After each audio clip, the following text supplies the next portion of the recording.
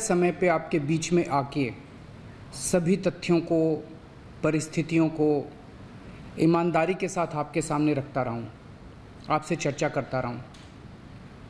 एक चीज़ हम लोगों ने हमेशा गांठ बांध के रखी, आपको कभी गलत तथ्य नहीं दिए, आपसे कभी झूठ नहीं बोला, जो था आपके सामने रख दिया।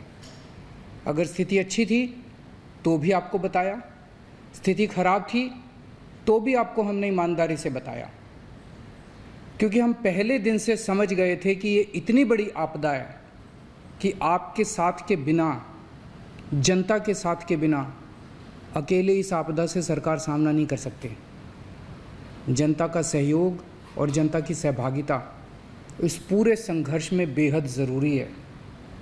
और जब तक जनता को सच नहीं बताया जाएगा, सारे तथ्य जनता के सामने नहीं रखे जाएंगे, तब तक जनता की भागीदारी सुनिश्चित करना असंभव था। इसीलिए हमने हर चीज़ आपके सामने रखी। हमने टेस्ट नहीं कम होने दिए। आज दिल्ली के अंदर सबसे ज़्यादा टेस्ट हो रहे हैं। मैं तो ये कहूँगा कि अगर प्रति 10 लाख की पॉपुलेशन पे देखा जाए तो शायद पूरी दुनिया में सबसे ज़्यादा टेस्ट दिल्ली में हो रहे हैं। मैंने देखा कि कई जगहों पे उन्होंने टेस्ट कम कर दिए। टेस्ट कम कर दिए तो केस कम आने लग गए। इस तरह से तथ्यों के साथ कई जगह हेरफेर करने की कोशिश की गई। हमने ऐसा नहीं किया। हमने टेस्ट कम नहीं किए, उल्टे कम करने की वजह हमने दिल्ली में टेस्ट कई गुने बढ़ा दिए। आज लगभग 1 लाख टेस्ट दिल्ली में डेली हो रहे हैं। हमने मौत के आंकड़े आपसे नहीं छुपाए। जितनी मौतें होती थी हमने सब आपके सामने रखी, ईमानदारी से रखी। अगर ज़्यादा हो रही थी तो ज़्यादा बताई, कम हो रही थी तो कम बताई। कितने बेड्स हैं, कितने आईसीयू बेड्स हैं, क्या परिस्थितियां हैं, हर चीज़ आपके सामने ईमानदारी के साथ रखी। और इसी वजह से जब भी हमने कड़े निर्णय लिए, हमें आपका पूरा सहयोग मिला, दिल्ली की जनता का पूरा सहयोग मिला। मैं हमेशा कहता हूं कि हमारी दिल्ली एक परिवार है। दिल्ली के 2 करोड़ लोग एक परिवार हैं। और जब परिवार में कोई आपदा आती है तो सारे परिवार के लोग मिलकर उसका सामना करते हैं। अब भी हम सभी मिलकर इसका सामना करेंगे। पहले भी जीत हुई थी, अब भी जीत होगी। आज दिल्ली में क्या परिस्थिति है? पिछले 24 घंटे में दिल्ली में लगभग 23,500 केस आए हैं। उसके पिछले 24 घंटे में लगभग 25,500 केस आए थे। तो पिछले 3-4 दिन से रोज़ हम देख रहे हैं लगभग 25,000 के करीब केस आ रहे हैं। पॉजिटिविटी बहुत ज़्यादा बढ़ गई है, संक्रमण दर बहुत ज़्यादा बढ़ गई है। दिल्ली के अंदर अस्पतालों में उपलब्ध बेड्स की भारी कमी हो रही है। डेली 25-25 हज़ार अगर पेशेंट्स आएंगे तो कोई भी व्यवस्था चरमरा सकती है। दिल्ली के अंदर बेड्स की भारी कमी हो रही है। आईसीयू बेड्स दिल्ली में लगभग ख़त्म हो गए हैं। आज सुबह मैं ऐप पे देख रहा था 100 से भी कम आईसीयू बेड्स दिल्ली में बचे हैं। ऑक्सीजन की भारी कमी हो रही है। कल हमने सेंट्रल गवर्नमेंट को भी लिखा है, उनसे बातचीत चल रही है। परसों रात को एक हादसा होते होते बचा। एक प्राइवेट हॉस्पिटल ने हमें बताया कि परसों रात को 3 बजे के करीब उनके अस्पताल की ऑक्सीजन लगभग ख़त्म हो गई। वो बोले जी हम तो बहुत बुरी तरह से डर गए, बहुत बड़ा हादसा हो सकता था। इधर उधर हाथ पैर मार के किसी तरह से उन्होंने कहीं से ऑक्सीजन का इंतज़ाम किया।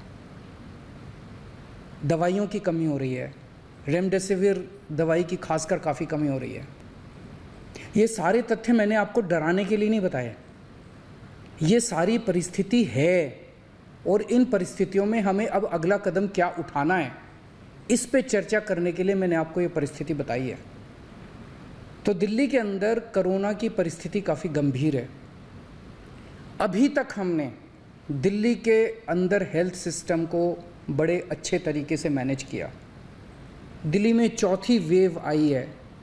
पहली वेव पिछले साल जून में आई थी जिसमें 4,500 के करीब केस आए थे। दूसरी वेव आई फिर सितंबर में, फिर तीसरी वेव आई जिसमें 8,500 के करीब केस आए थे।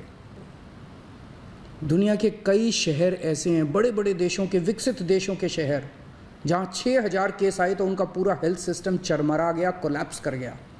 दिल्ली में 8,500 केस आए पिछली बार तीसरी वेव में, तब भी हमारा सिस्टम कोलैप्स नहीं किया, उल्टे हमने और ज़्यादा अपनी तैयारियां शुरू कर दी। आज 25,000 केस आए हैं। अब दिल्ली का हेल्थ सिस्टम अपनी सीमा तक पहुंच गया है।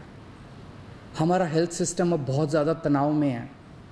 मैं ये नहीं कहूँगा कि हमारा हेल्थ सिस्टम अभी कोलैप्स किया है, लेकिन आज हमारा हेल्थ सिस्टम बहुत ज़्यादा तनाव में है। किसी भी हेल्थ सिस्टम की अपनी सीमाएं होती हैं। अनगिनत पेशेंट्स तो कोई भी सिस्टम नहीं ले सकता ना। किसी भी सिस्टम की अपनी सीमाएं हैं। पिछले 5 साल में आपकी सरकार ने दिल्ली में बहुत बड़े स्तर पे स्वास्थ्य के क्षेत्र में काम किया है। खूब नए हॉस्पिटल खोले हैं, मोहल्ला क्लिनिक, पॉली क्लिनिक बनाए हैं। बहुत बड़े स्तर के ऊपर स्वास्थ्य के क्षेत्र में काम हुआ है। यही कारण है कि आज 25,000 केस के ऊपर भी दिल्ली का सिस्टम चल रहा है। लेकिन अब इसके बाद अगर तुरंत कुछ कठोर कदम नहीं उठाए गए तो ये सिस्टम कोलैप्स कर सकता है। और अगर हेल्थ सिस्टम कोलैप्स कर गया तो मुझे डर है कहीं बहुत बड़ी त्रासदी ना हो जाए। जैसे मैंने बताया कि कल एक अस्पताल में ऑक्सीजन बिल्कुल ख़त्म हो गई थी और बहुत बड़ी त्रासदी होते होते बची। मैंने वीडियोस देखे हैं, तस्वीरें देखी हैं, आपने भी देखी होंगी सोशल मीडिया पे। दुनिया के कई शहर ऐसे हैं जहां कॉरिडोर में पेशेंट्स पड़े हुए हैं, सड़कों के ऊपर लोग दम तोड़ रहे हैं। अभी तक हमने दिल्ली को उस किस्म की त्रासदी से बचाया है, वैसा नहीं होने दिया। आज सुबह 11 बजे मेरी और एलजी साहब की मीटिंग हुई और इन सारे पहलुओं के ऊपर, सारी परिस्थिति के ऊपर काफ़ी विस्तार से बातचीत हुई। और उस बातचीत के बाद हमें ये लगा कि दिल्ली का हेल्थ सिस्टम बड़ी मात्रा में और अधिक पेशेंट्स अब लेने में असमर्थ है।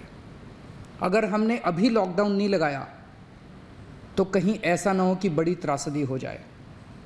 हम किसी भी हालत में दिल्ली को उस परिस्थिति में नहीं ले जाना चाहते जहां कॉरिडोर के अंदर पेशेंट्स पड़े हैं, सड़कों पे लोग दम तोड़ रहे हैं। आज सभी परिस्थितियों का जायजा लेने के बाद आपकी सरकार को ये लगता है कि दिल्ली में कुछ दिन के लिए लॉकडाउन लगाना ज़रूरी है। तो आज रात को 10 बजे से अगले सोमवार को सुबह 5 बजे तक 6 दिन के लिए दिल्ली में लॉकडाउन लगाया जा रहा है। इस दौरान जाहिर है कि जो एसेंशियल सर्विसेज हैं वो जारी रहेंगी, खाने पीने की, मेडिकल व्यवस्थाओं की वो जारी रहेंगी। ये शादियों का सीज़न है, लोगों के बड़े मुश्किल से रिश्ते बनते हैं, हम उनके रिश्ते तोड़ना नहीं चाहते। तो लोगों की शादियां संपन्न हों, लेकिन केवल 50 लोगों के गैदरिंग के साथ संपन्न हो। उसके लिए अलग से पास दिए जाएंगे।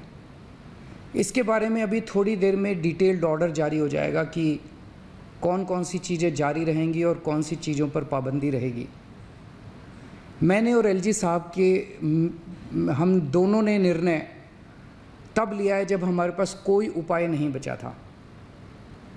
हमारे लिए निर्णय लेना आसान नहीं था, क्योंकि मैं समझ सकता हूं कि लॉकडाउन के दौरान किस तरह से लोगों के रोज़गार ख़त्म हो जाते हैं, लोगों की कमाई ख़त्म हो जाती है, और ख़ासकर सबसे गरीब तबके के लिए तो ये बेहद मुश्किल होता है। जो दिहाड़ी करके रोज़ कमाते हैं उनके लिए तो बेहद मुश्किल हो जाता है। पिछली बार जब देश में लॉकडाउन लगा था, हमने देखा कि किस तरह बड़ी संख्या में प्रवासी मजदूर अपने गांव जाने लगे थे। उनसे मैं ख़ास तौर से हाथ जोड़ के अपील करना चाहता हूँ, ये छोटा सा लॉकडाउन है, 6 दिन का, दिल्ली छोड़ के मत जाइएगा। आपके आने जाने में इतना समय ख़राब हो जाएगा, इतना पैसा ख़राब हो जाएगा, इतनी ऊर्जा ख़राब होती है। दिल्ली में रहिए। मुझे उम्मीद है कि ये छोटा लॉकडाउन है और छोटा ही रहेगा। मुझे पूरी उम्मीद है कि शायद बढ़ाने की ज़रूरत ना पड़े। आप दिल्ली में रहिए। यकीन मानिए, हम पूरी ईमानदारी के साथ सब मिल के लड़ेंगे तो जल्दी इस मुसीबत से छुटकारा पाएंगे। मैं आपको यकीन दिलाता हूँ, सरकार आपका पूरा ख्याल रखेगी। मैं हूँ ना, मुझ पे भरोसा रखिए। मेरी दिल्ली के सभी नागरिकों से अपील है कि ये निर्णय हमने बहुत मुश्किल से लिया है। आप सब लोग जानते हैं कि मैं लॉकडाउन के सख्त खिलाफ रहा हूँ। हमेशा से मैंने लॉकडाउन का विरोध किया है। मेरा ये मानना है कि लॉकडाउन से कोरोना ख़त्म नहीं होता, लॉकडाउन से कोरोना की स्पीड कम हो जाती है। मेरा हमेशा ये मानना है कि अगर किसी भी शहर या राज्य की स्वास्थ्य व्यवस्था अपनी सीमा तक पहुंच जाए तो लॉकडाउन लगाना ज़रूरी हो जाता है, ताकि पेशेंट्स का नंबर कम हो जाए, ताकि हेल्थ सिस्टम को और दुरुस्त किया जा सके। ये जो 6 दिन का लॉकडाउन हम लगा रहे हैं, ये जो 6 दिन हम ले रहे हैं आपसे, इन 6 दिनों के अंदर हम बहुत बड़े स्तर के ऊपर और दिल्ली में बेड्स की व्यवस्था करेंगे। केंद्र से हम मदद मांग रहे हैं, उनसे लगातार संपर्क में हैं। केंद्र सरकार हमारी मदद भी कर रही है, उसके लिए हम केंद्र सरकार के शुक्रगुजार हैं। उनसे ऑक्सीजन की व्यवस्था करेंगे, दवाइयों की व्यवस्था करेंगे। इस लॉकडाउन के समय को हम इन सब चीज़ों के लिए इस्तेमाल करेंगे। मेरी अब सब लोगों से गुजारिश है कि लॉकडाउन का पूरी तरह से पालन करें, घर से बाहर इस दौरान ना निकलें। पहले भी हमने कई कठिन निर्णय लिए और आपने मेरा पूरा साथ दिया। मुझे पूरी उम्मीद है आज भी आप मेरा साथ देंगे। हम मिलके इसका मुकाबला करेंगे और ज़रूर जीतेंगे। नमस्कार।